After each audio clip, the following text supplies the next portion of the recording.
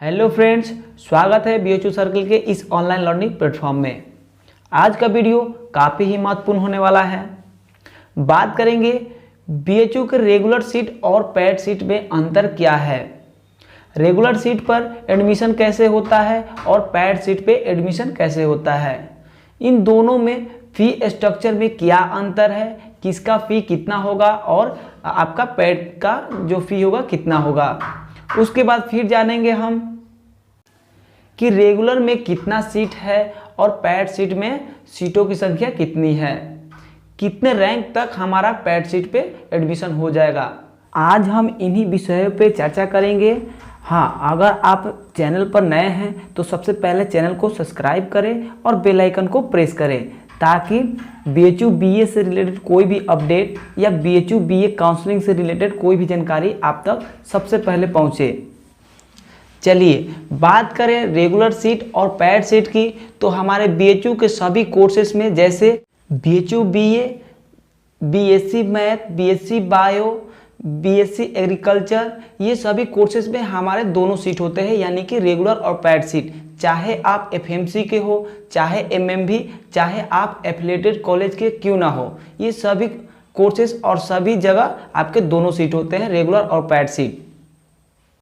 अब बात करेंगे कि रेगुलर सीटों में सीटों की संख्या कितनी है और पेड सीट में सीटों की संख्या कितनी है। तो आपको पता है कि जो आपके मूल सीटें हैं, जो कोर्सेज में मूल सीटें हैं, उसके 15% आपका पेड सीट होंगे। यानी कि आपके मानते हैं कि किसी कोर्स में 573 सीट है, जैसे कि आपका BA सोशल में 573 सीट है, उसका 15% आपका हो जाएगा पेड सीट। ये आपका सीटों की संख्या पेड सीट का हो गया। उसके बाद बात करेंगे फ़ी स्ट्रक्चर का। तो फ़ी स्ट्रक्चर आपका कितना होगा, तो आपका जो रेगुलर में फ़ी होगा उससे आपका 10,000 रुपया बढ़ जाता है। जैसे BA आप लेते हैं तो आपका पेड का 10,000 रुपया बढ़ जाता है। जो रेगुलर होगा वो जुटेगा, उसके साथ में आपका एक्स्ट्रा 10,000 जुट जाएगा। जैसे अदर कोर्सेज में कुछ 20,000, 30,000, मतलब अलग अलग कोर्सेज में अलग अलग पेड सीट लगते हैं। जैसे मानते हैं कि आपका BSc मैथ है तो उसमें आपका अलग पेड सीट का पैसा लगेगा, जैसे कि उसमें 20,000, 30,000 लगता है। आपका BA लेते हैं तो उसमें आपका 10,000 देना होगा। वैसे ही सब में आपका अलग अलग होगा, लेकिन आपका जो रेगुलर का होगा उतना पैसा लगेगा, साथ में आपका 10,000 रुपये बढ़ जाएगा। ये आपका फ़ी स्ट्रक्चर हुआ। उसके बाद इसका प्रोसेस जानेंगे कि इसका प्रोसेस क्या है। हाँ, प्रोसेस का बात करें तो आपका रेगुलर फ़ी का प्रोसेस होता है एडमिशन का, जैसे कि आपका काउंसलिंग होता है रेगुलर फ़ी के लिए, वैसे ही आपका पेड का भी होता है। हाँ, उस दिन नहीं होगा, आपका अगले दिन डेट दिया जाएगा कि पेड कोर्स के लिए इस दिन आपका काउंसलिंग है, तो सेम वही प्रोसेस होगा। हाँ, कुछ छात्र कहते हैं कि सर रेगुलर फ़ी का कट ऑफ और पेड सीट का जो होता है उसका कट ऑफ में अंतराल क्या होता है, मतलब अंतर क्या होता है। तो हम बता दें कि ज़्यादा अंतर नहीं होता है। आपको पता है कि रेगुलर सीट का जो सीट होता है आपका, उसका 15% पेड सीट में होता है, मतलब कि ज़्यादा सीट नहीं होता है आपका पेड सीट में।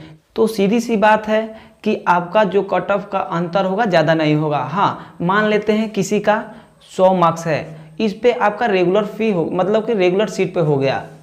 तो अगर आप पेड का बात करें तो आपका जिनका 198, 197 मार्क्स है, उतना अंतिम जाता है आपका पेड सीट का, मतलब ज़्यादा अंतर नहीं होता है, बस 2 से 3 मार्क्स अगर कम है तो आपका पेड सीट पे हो जाता है। हाँ, सब्जेक्ट का बात करें तो आपका सब्जेक्ट बेस्ट मिलता है, जैसे कि जिसको 100 पर मिला होगा रेगुलर पे, उससे बेहतर आपको सब्जेक्ट मिलेगा पेड सीट पे। बस यही अंतर होता है, ज़्यादा अंतर नहीं होता है। आपका केवल फ़ी का ज़्यादा अंतर होता है, 10,000 रुपया बढ़ जाता है, और अदर कोर्स में अलग अलग बढ़ता है, ये तो बता दिए हैं। चलिए, अगर इससे संबंधित कोई डाउट हो तो आप कमेंट बॉक्स में कमेंट करिएगा, हम रिप्लाई देंगे और कोशिश करेंगे आपको डाउट क्लियर करने का। और जो इससे संबंधित कोई भी वीडियो चाहिए तो आप लोग वो भी बताइएगा कमेंट में। फिर मिलेंगे नेक्स्ट वीडियो में, तब तक के लिए जय हिंद।